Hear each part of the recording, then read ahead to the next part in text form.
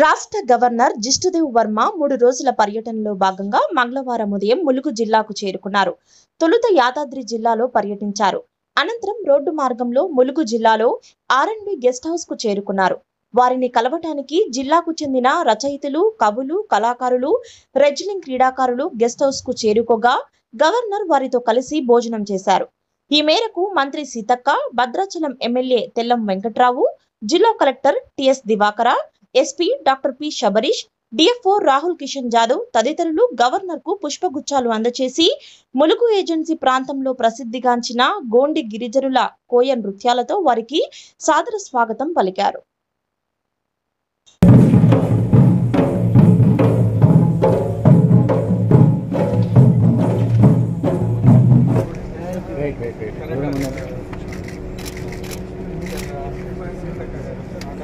Very good. I heard not about it. Very good job.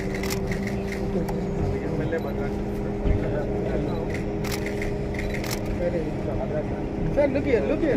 This side. This side. This side.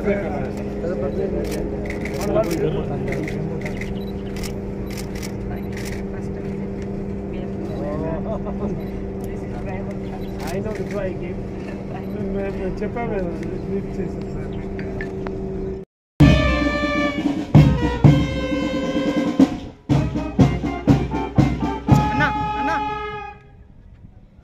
सम्मान का अपने के लिए हाजिर है।